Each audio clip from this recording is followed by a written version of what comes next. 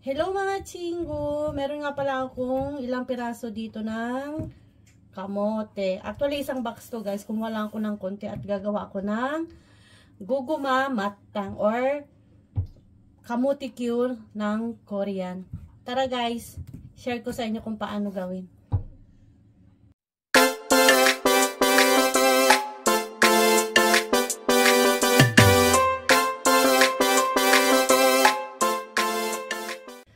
So, yun na nga guys. Babalatan ko na siya.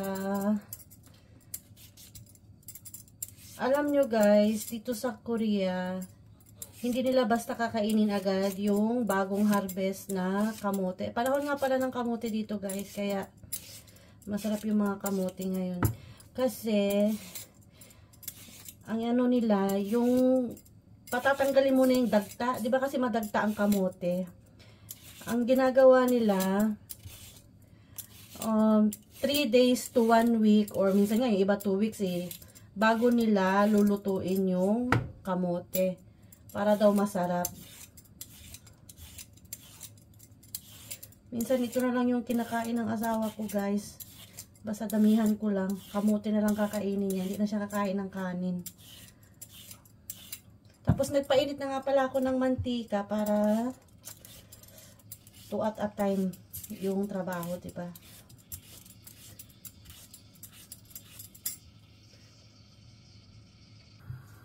So, nabalatan ko na siya, guys. Guys, yung paghiwa nga pala nito, hindi siya pabilog, kundi pasigsag, guys. Ganyan. Ganito ang karaniwang hiwa nila, guys.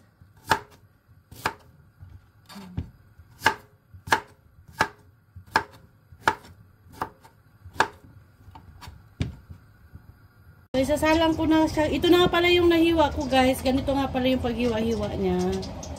Tapos sasalang ko na siya guys. Prituhin muna natin.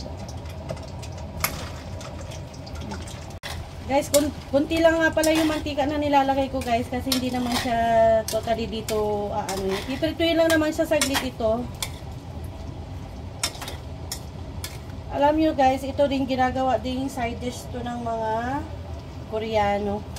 Actually, yung iba nga nito guys, hindi na nila tinatanggalan ng balat. Ipiprito na lang.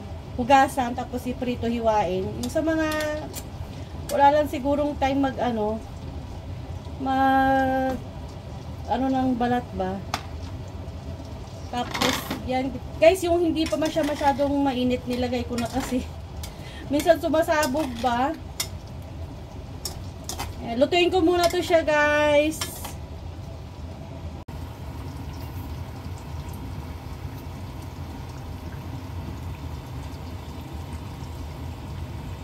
So, yun na nga guys. Ito, luto na siya. Hahanguin ko na. Kain ko na baka ano. So, guys, ito na nga. Diba yung naprito ko kanina? Bali, sa isang pan na naman, pinainit ko. At ilalagay ko yung corn syrup. Yuri ulikudang. Bali, corn syrup din to guys. Lalagay ko lang siya dito.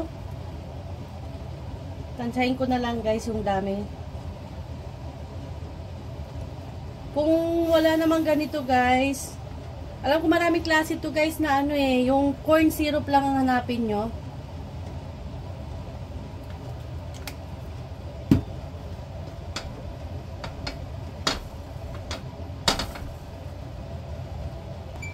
Kapag medyo kumulo-kulo na siya sa gilid guys, ay ilalagay ko na ito.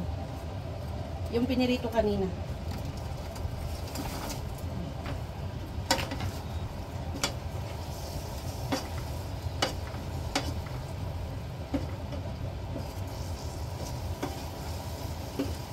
Guys, ganito lang siya kasimple guys. Madali lang siyang lutuin.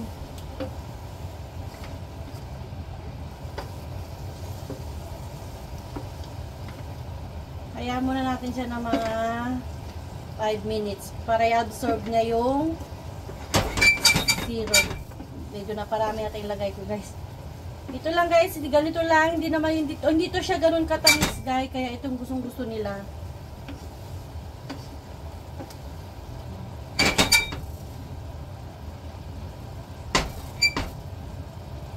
Lutuin lang natin siya ulit ng konti.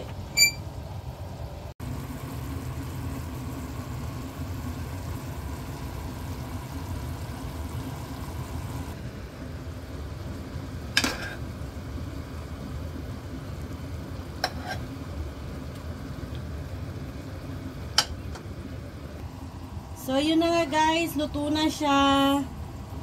Ganito lang siya guys. Kasimple.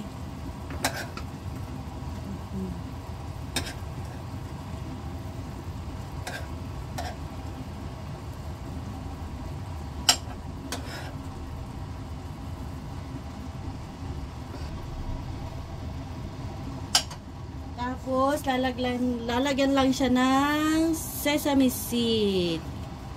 Ayan. Tapos na ang ating guguma matang or Korean kamuti Q. Kain po tayo. Salamat ulit sa panonood. Bye!